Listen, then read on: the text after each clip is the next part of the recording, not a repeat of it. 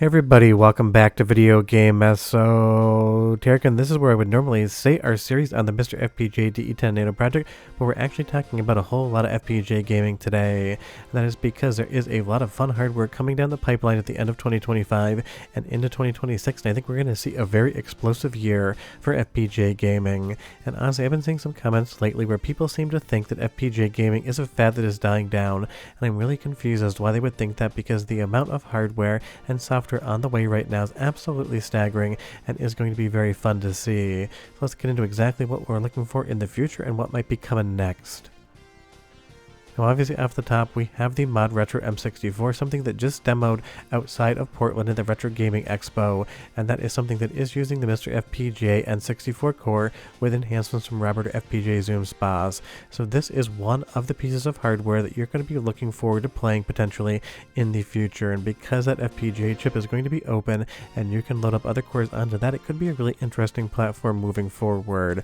So basically in this video I'm going to talk about every single thing that is in the works that you can play in 2026 hopefully, and maybe some other things that could be potentials later on down the line, because when I say the future of FPGA gaming is bright, I 100% mean it. Now lately I just did a video on the Game Bub, an actual FPGA handheld that runs Game Boy Color, and Game Boy Advance cartridges and ROMs you load up, and that crowdfunding campaign was successful, so this is going to be something that if you actually got in on it, you're going to be able to play later on, maybe in 2026, and it is fun to see some smaller manufacturers come to the table as well, because the one thing I want more than anything is more handheld FPGA gaming devices. Analogue Pocket's been great, I did a whole video on it series wise, and I definitely still play it, but I'd love to have something even bigger and more different. I really like the horizontal form factor of something like the Game Bub. I would love to see more FPGA handhelds in 2026, including the handheld from Taki Udon, so I can take my MiSTer FPGA wherever I want. And even though I haven't done as many videos on it, Replay 2 is still in development.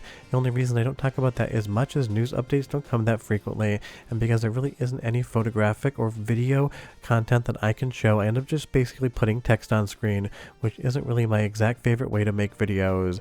Now I don't exactly know when Replay 2 plans on launching, but it is something that is still in development, and we'll just have to wait and see what happens with it, because even though the original Replay board really didn't get any sort of market saturation, it was a device that was finished and shipped and something that you can load FPGA cores on.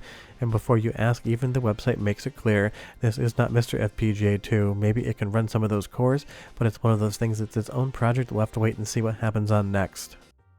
Now moving over to the Analogue 3D side of things, obviously this is finally launched after waiting over 14 months from the pre-order period to actually seeing any consoles ship, and it is one of those things. It is out, it is here, you can definitely play it, but there are some growing pains on the Analogue side of things in my opinion, just because some of the features that were promised at launch still aren't here yet. So I'm highly anticipating you're going to see a decent amount of Analogue 3D updates in 2026, and the next question is, what else has Analogue got up their sleeve? I really think in 2026 you're going to see maybe at least a PlayStation One FPGA console announced, because now that Analogue 3D is in manufacturing and the software is pretty much buttoned up with a couple missing features, obviously Analogue is going to move to the next thing. Now there is a possibility that maybe now that they have a 4K scaler in the Analogue 3D, that you might see stuff like the Sega Genesis and Super Nintendo FPGA consoles get re-released with a 4K output, but my guess would be the next big console for them would be something like PlayStation One. But you leave me a comment down below and you tell me, if Analogue was going to announce another console in 2026, what would you want it to be? For me personally, and I doubt they're going to do this because the market is incredibly thin, I would love to see an entire FPGA recreation of the Neo Geo AES that also has support for MVS cartridges. I don't expect it to happen whatsoever, I'm just saying if I was able to kind of lay my magic wand and be able to decide one thing, it would be that. But 3D is here, and we're moving on to the next topic. Now moving over to the retro remake side of things, I talked about this last night. We're going to be going over all their hardware as well. Looks like they are working on an FPGA NES console, and it is fun to see retro remake going more through some of these actual individualized ideas. I'm not sure if this is going to be based upon the same FPGA as in the Mr. Pi clone as well as the SuperStation One, but my guess would be, because the engineers know how to use it, it might be something where you can actually use NES cards and then load up the rest of stuff that MiSTer FPGA would cover. But again, I am presuming there is no confirmation, so just take my my musings is that they are not confirmations of facts, so we will have to wait and see. But I think Retro Remake is going to have a pretty big 2026 as well. They've also previewed some of the memory cards that might be available for SuperStation One, and that is definitely in the final validation process, so hopefully soon, in the next month or so, we will start seeing those boxes get delivered. They did have a little bit of a delay and missed their first ship date, and they did have to shut the office down for I think 3 or 4 days because they had a typhoon come through China. But luckily I did talk to Taki Udan, and he said that none of his employees were harmed, the office was safe, and no one was injured, and honestly that's what really matters when it comes to stuff like this.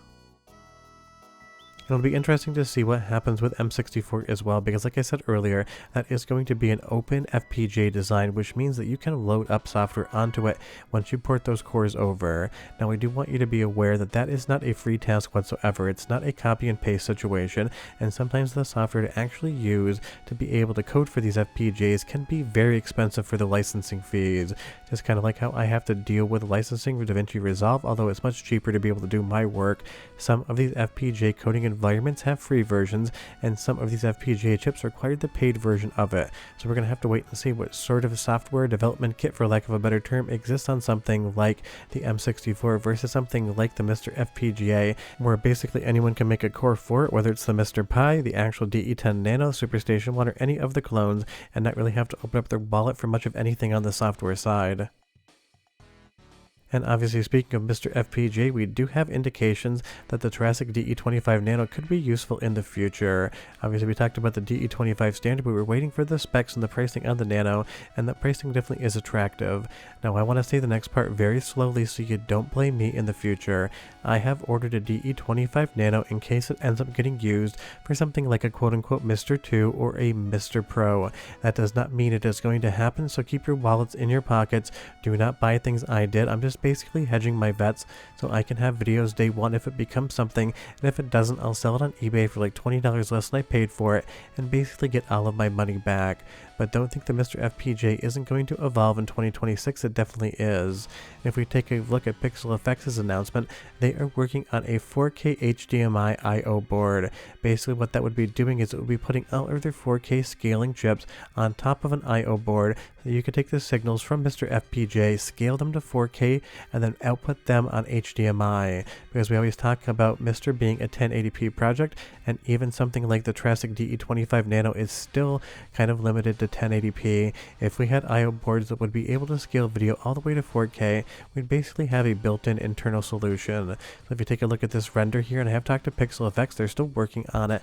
These chips up top would basically be the video scalers, so you could get a native 4K output once it's been scaled through something like this I/O board, because I know a lot of people want 4K output from their MiSTer FPGA, and not everyone wants to go through an actual scaler, something like the Pixel FX More 4K or the RetroTink 4K. And even though I don't know if the code is exactly the same, taking a look at the inside of something like the More 4K, think of the concept of a 4K scaler with some of this hardware but built specifically for MiSTer FPGA, so you could just change out your top I/O board and then have 4K video output. I think you're going to be seeing a lot more stuff like this come down the pipeline in 2026 when people are thinking, how can we expand the current MiSTer project and how can we kind of future-proof it? Because whether or not the DE25 Nano becomes a board we use, it is still a 1080p board. And honestly, I really do like this idea of actually putting more of the video scaler on hardware, because right now the video scaler on MiSTer FPGA is done partially in hardware and partially in software. It'd be really interesting to see if this would leave more logic elements available for something like the N64 core, if the scaling could be basically offloaded to something like an external scaler that's actually built into an I/O board. Now it isn't like a one-to-one thing, you can't just turn the scaler off, but it could be something that could be slightly cut down. And again, I am just musing here, going through a little bit of the technical information, but don't think that this is a guarantee that that is what's going to happen. It is just another hypothetical, theoretical, that could be useful in the future. But honestly, a Pixel Effects More 4K brings a 4K scaler that works with MiSTer FPGA boards as an I/O board to the market. I think they'd have a very good product on their hands, and I think they'd get a lot of adoption on it, so that's something that I'm particularly excited about and would love to actually see happen. So I did talk to the people behind this idea, and if there is something that could be tested and talked about on the channel, I will definitely strap one of these test boards to one of my MiSTer FPGAs and show you guys what it could potentially do. But when I say 2026 is definitely going to be a hot year for FPGA gaming, I mean it. We have SuperStation One getting ready to ship soon, we have M64 in development, we have stuff like a potential NES FPGA console from Retro Remake as well, we have the DE25 Nano which could become something, we have the Game Bub on the way, and also Replay 2 and whatever that might become. And trust me, I'm sure there's something out there in active development now that we don't know about. I almost mentioned the Neptune, but there isn't really any new information on that, but I have been in contact with that team, and when there is a review unit, I will have one in front of my camera and talk about it. But trust me, FPGA gaming isn't hitting a roadblock, it's Kool-Aid manning itself through the wall. Bye-bye.